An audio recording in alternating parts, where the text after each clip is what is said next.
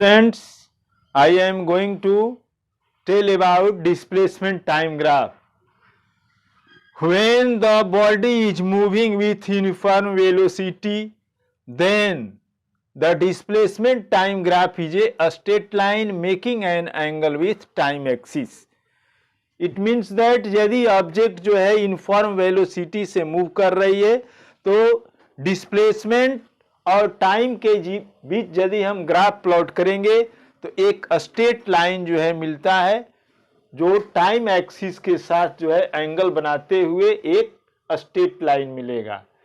First second में जो है ऑब्जेक्ट 5 मीटर डिस्टेंस कवर करती है, सेकंड में भी ऑब्जेक्ट जो है 5 मीटर डिस्टेंस कवर करती है और थर्ड सेकंड में भी ऑब्जेक्ट जो है 5 मीटर डिस्टेंस कवर करती है। इसका मतलब ये है कि इक्वल इंटरवल ऑफ टाइम में जो है इक्वल डिस्टेंस कवर करते हैं ऑब्जेक्ट, जिसके चलते जो है उसकी वेलोसिटी जो है वेलोसिटी यूनिफॉर्म है।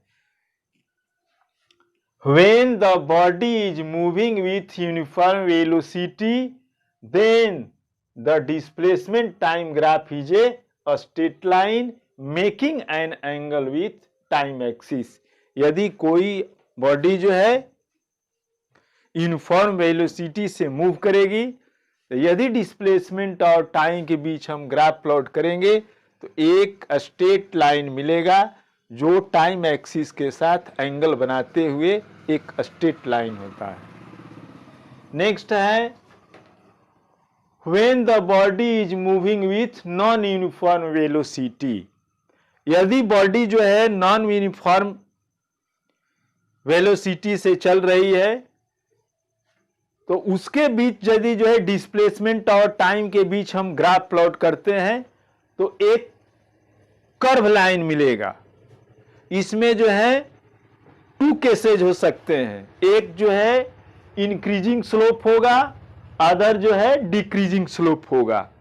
यदि पर यूनिट टाइम जो है बॉडी के द्वारा जो है जो डिस्टेंस कवर किया जाता है वो अनइक्वल रूप से जो यदि इंक्रीज करेगा तो इंक्रीजिंग स्लोप होगा और एक कर्व लाइन होगा। यदि बॉडी जो है नॉन यूनिफॉर्म वेलोसिटी से चल रही है और पर यूनिट टाइम में जो है उसके द्वारा जो डिस्टेंस कवर किया जाता है उसमें डिक्रीजिंग होती है तो उसका स्लोप जो है डिक्रीज करेगा। When the body is moving with non-uniform velocity and the distance covered by the body per unit time increases, then the displacement time graph is a curve line with increasing slope.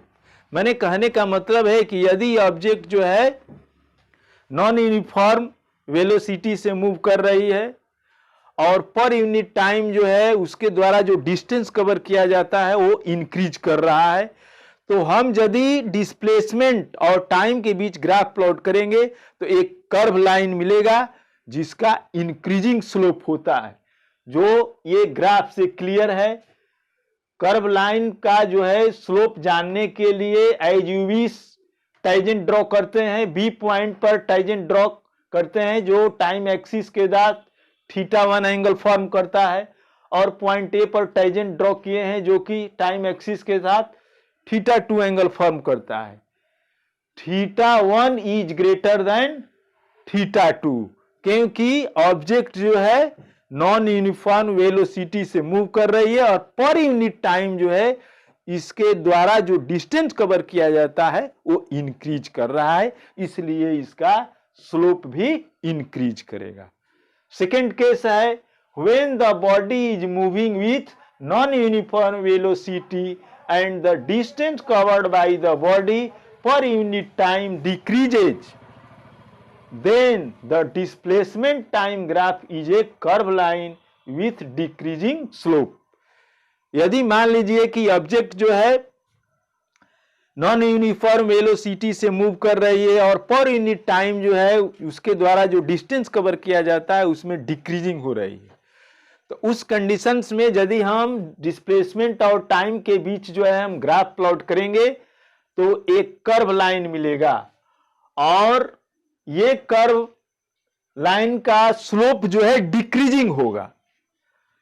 तो curve line का जो है slope जानने के लिए जो हम tangent draw करते हैं, बी पर जो है हम टेंजेंट ड्रॉ किए हैं, जिसका जो है टाइम एक्सिस के साथ θ1 एंगल, और जो है ग्राफ ये ए पॉइंट पर जो है टेंजेंट ड्रॉ किए हैं, जिसका जो है स्लोप θ2 है। θ2 जो है θ1 के रिस्पेक्ट में लेस है। इस बात को ये रिप्रेजेंट करता है कि ऑब्जेक्ट जो है नॉन यूनिफॉर्म, ऑब्जेक्ट जो है नॉन यूनिफॉर्म वेलोसिटी से मूव कर रही है, और पर यूनिट टाइम जो है इसके द्वारा जो डिस्टेंस कवर किया जाता है वो डिक्रीज कर रहा है, जिसके चलते इसका स्लोप भी डिक्रीज करेगा।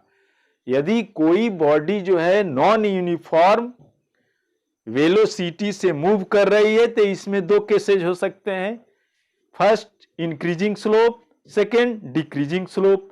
यदि पर यूनिट टाइम जो है जो बॉडी के द्वारा डिस्टेंस कवर किया जाता है यदि इंक्रीज करेगा तो इंक्रीजिंग स्लोप होगा, यदि पर यूनिट टाइम जो है उसके द्वारा जो डिस्टेंस कवर किया जाता है वो डिक्रीज करता है तो डिक्रीजिंग स्लोप होगा।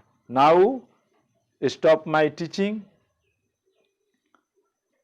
I will see you in next video with new topic. Thank you.